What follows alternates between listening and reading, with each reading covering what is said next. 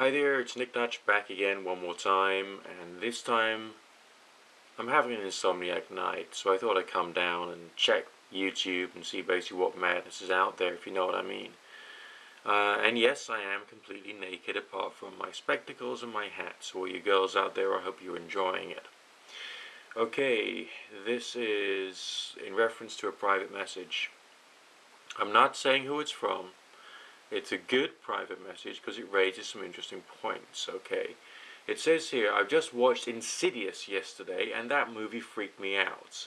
But at the same time got me interested in astral projection. I'm just scared I might get lost in the astral world or something will harm me or do something evil. Maybe that movie just really got to me. The first point is, the end of an astral projection is when it appears that your spirit body goes bam and reconnects with your physical. It's like that, bam, just two coinciding together. That's the end of it.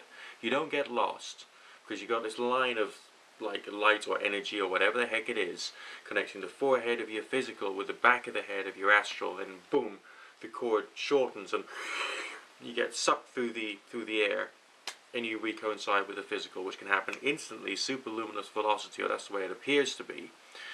Or it can be slower and you can actually feel like you're flying through the air. Okay? So you don't get lost. You've got a cable which carries on connecting you to your physical no matter how far away you are. And that can be like other side of the world. It doesn't matter, you will recoincide. Some people say Sylvan Muldoon said in his book that he tried to be careful about projecting for too long time-wise, just in case. He didn't know whether anything bad could happen. He just thought just in case time-wise, whatever. But, I've experienced this thing, and I haven't seen anything nasty out there.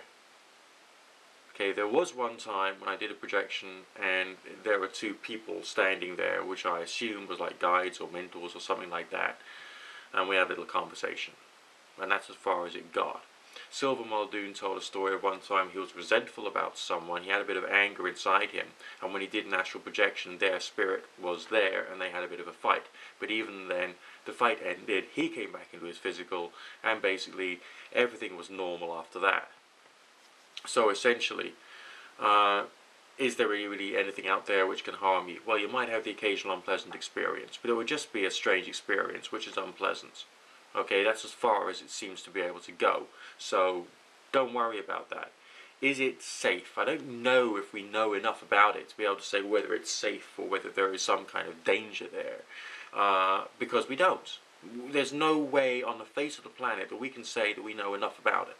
There's always someone who will claim that they're an expert, won't there? Isn't there, the kind of person who gets interviewed on Project Camelot, for crying out loud, out of work actors or people who are just very good bullshitters, basically. So, screw them. I mean, if you go to a pub, for instance, there's always someone there who claims they're an expert in something, or they've flown some kind of like top secret, airplane or something like that. Because people like to bullshit, alright? It's not good, but people are like that. If it makes them seem important because it seems like they know something, then they're going to come out and say, oh yes, I know about this, I am the big, powerful, important one. And they're often really sad bastards, really, so don't worry about them. Just carry on playing around with it. And remember, okay, that a lot of anti-occult or anti-supernaturalist or anti-astral projection or anti-spiritualist movies out there appear to be written or made by conservative fundamentalist Christians who are trying to terrify you out of anything else apart from their own religion. And that's what they're about. So they're trying to stop you from finding out about a perfectly natural, or apparently perfectly natural, phenomena of the universe.